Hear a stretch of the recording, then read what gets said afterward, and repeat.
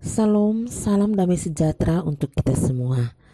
Firman Tuhan yang menjadi renungan kita terambil dari kitab Kejadian 2 ayat 7. Saudara-saudari yang terkasih di dalam Tuhan, banyak orang yang karena keadaan-keadaan tertentu pada dirinya, pengalaman-pengalaman tertentu dalam hidupnya, memandang dirinya sangat malang, merasa hidupnya tidak berharga, tidak seberuntung orang lain, bahkan merasa tidak diberkati Tuhan. Pikiran-pikiran buruk dan perasaan-perasaan negatif seperti ini membuat banyak orang merasa tidak bahagia, merasa sulit untuk maju, sulit untuk berbuah, atau sulit untuk menjadi berkat lewat talenta dan kesaksian hidupnya. Firman Tuhan mengatakan, Allah membentuk manusia itu dari debu tanah dan mengembuskan nafas hidup ke dalam hidungnya. Kata membentuk yang dipakai di sini adalah kata yang sama yang dipakai dalam Yeremia 18 ayat 3 dan 4 untuk menggambarkan seorang penjunan atau tukang periuk yang membentuk bahan di tangannya sesuai kehendaknya, menggambarkan bagaimana Allah membentuk kehidupan umatnya. Saudara-saudariku, ada rencana besar Tuhan untuk hidup kita saat Ia membentuk hidup kita. Ada tujuan mulia Tuhan dalam setiap keunikan diri kita. Karena itu, terimalah diri kita, syukuri hidup kita seperti apapun keberadaan diri dan pengalaman hidup kita.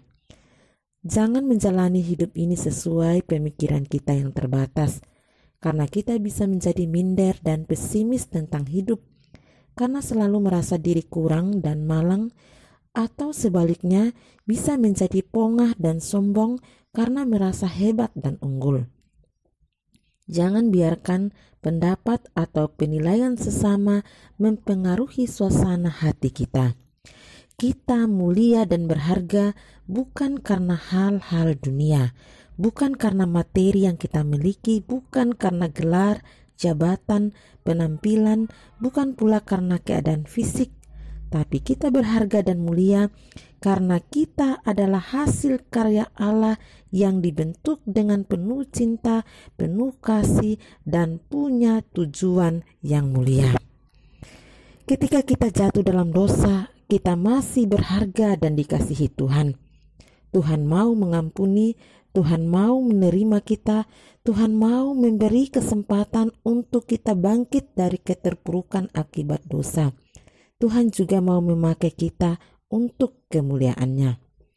Firman Tuhan dalam Yesaya 43 ayat 4 mengatakan, oleh karena engkau berharga di mataku dan mulia, dan aku ini mengasihi engkau, maka aku memberikan manusia sebagai gantimu dan bangsa-bangsa sebagai ganti nyawamu.